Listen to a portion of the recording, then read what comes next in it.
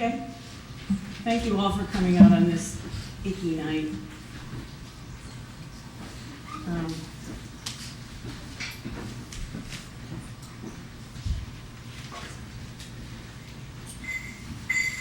After the Great War,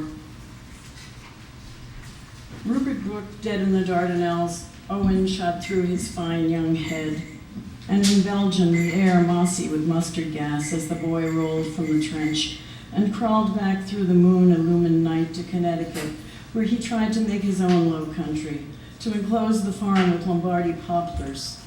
And from the west, from Minnesota, from the husband who had left her and the baby in the wind screaming off Superior, his sister boarded the train east, the filigree of her rings dulled with garden dirt and wallpaper paste. She hushed her son with sugar water and counted farms until the hills began to rise ahead where home was, where her brother wheezed evenings as she read her dead mother's Shakespeare, growing straight and hard like the trees, her body a safe border. Her brother, who would never marry, lasted 30 years to see her son raised up, bad-eyed and lucky to get Panama and not the Pacific.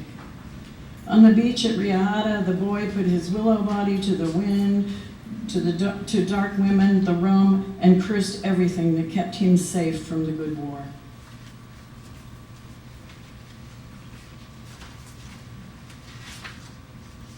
The bats. Just at dusk, when the man I lived with had set about his drinking, wine glass polished, ashtray on the couch arm, book in hand, my daughter and I walked the quarter mile to the dirt road, and at the top of the hill, sun falling between the mountains in front of us, she taught me how to call the bats, clicking high-pitched in our throats. And as the sky gathered itself into a dark blue and Venus winked like a plane's starboard wingtip, they came. And whirring softly, they dived through our hair, leaving us laughing with their wind on our scalps. We stayed in the road until full dark, when we picked our way back to the house, which, lighted and open, looked like a refuge.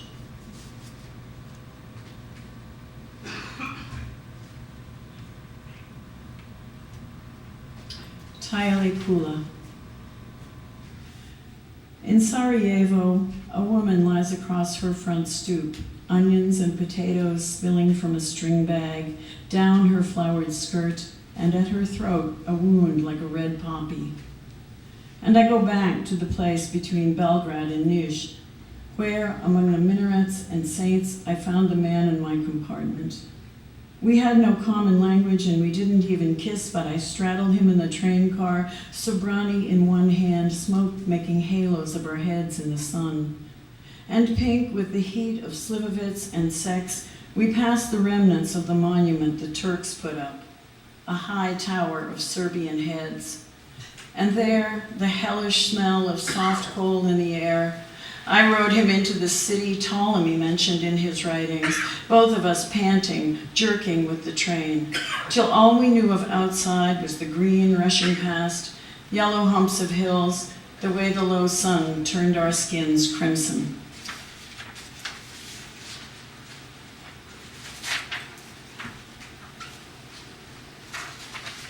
Sorry, this is difficult sometimes. I'm right page. This poem takes place in Southern California near San Diego, where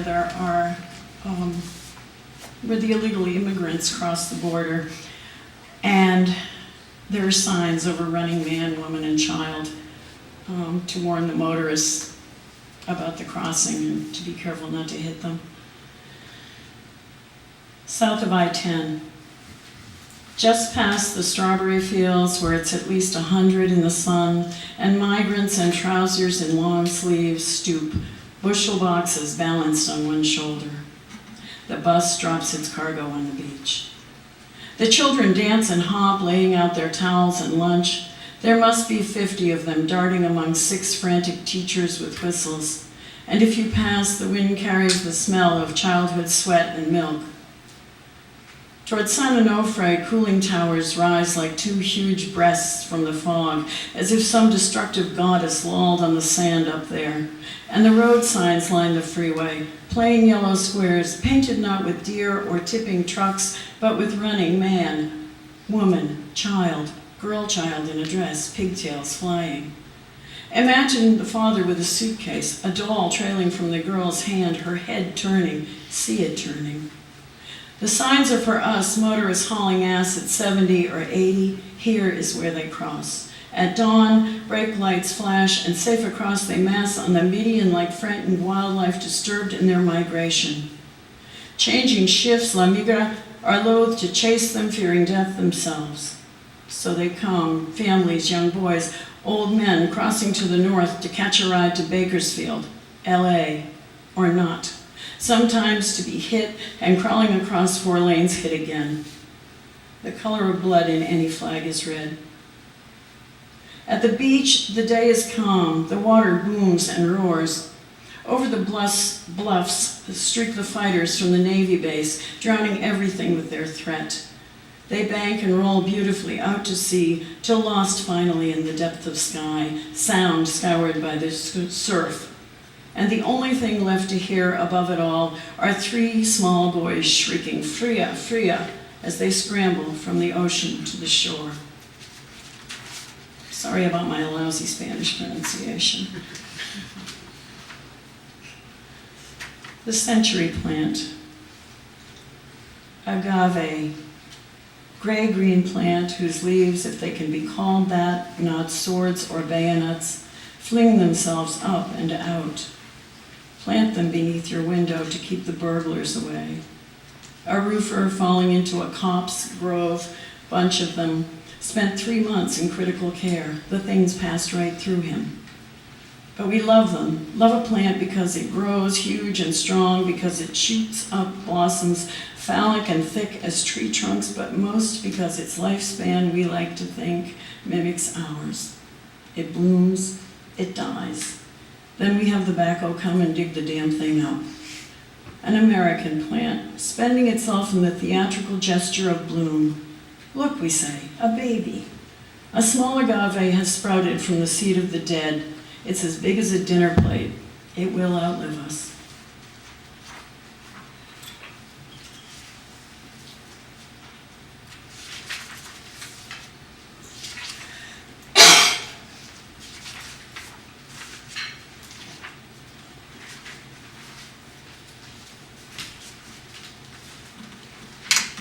New Hampshire. She's standing belly to the bridge rail, sun just cresting the mountains to the east, red-winged blackbirds soaring under her, and her hair is lifted by the west wind and the slipstream of cars passing at 70. There's no story to tell you here, how she misses the husband's smooth body on hers, the way he looked going down into the pile of leaves last fall, heart blown out and the rake in his hand upright like a pikestaff. There's just the bridge, and 100 feet down the river, shallow and cold, and the spot where the divers have just dredged the body of the trucker who went in last December, head first through the windshield, then the ice.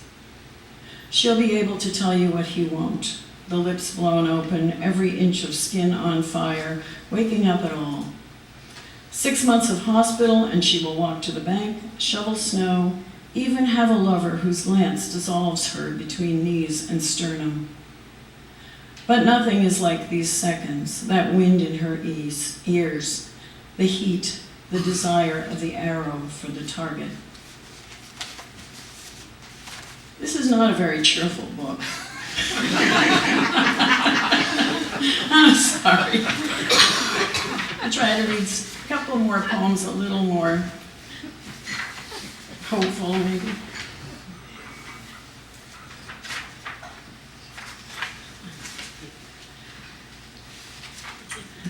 Sorry about that. It just occurs to me about this time in the book. Oh my God. I don't need to legend these people. Okay, here we go.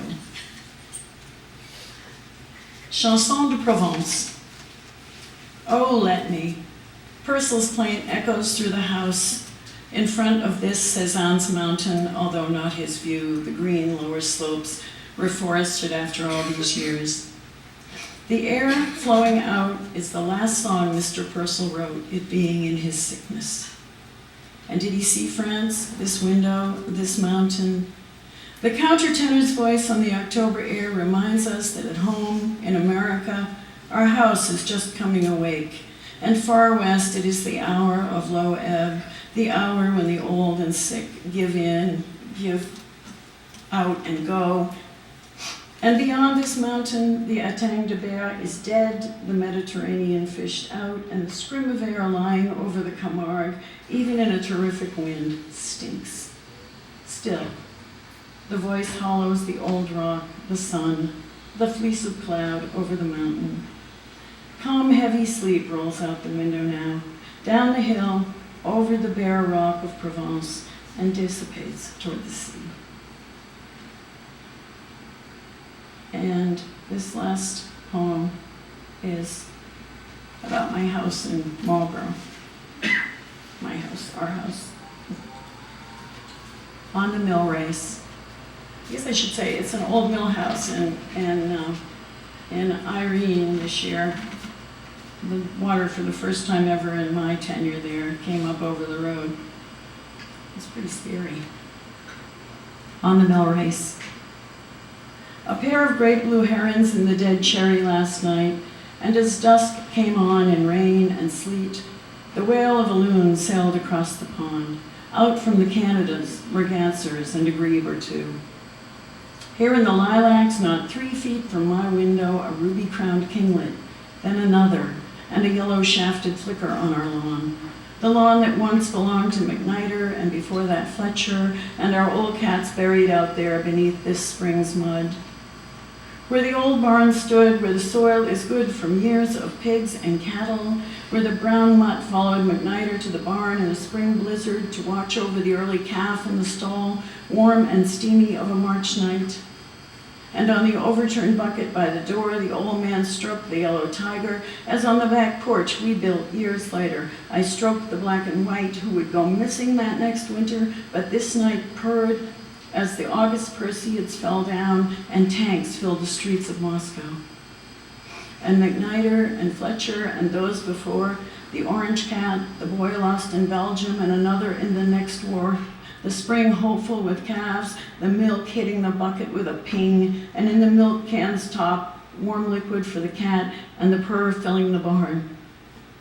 Or August here, years later, with the cat and the peepers and the bullfrogs and the voice calling from the lighted house, "Where are you? And come in."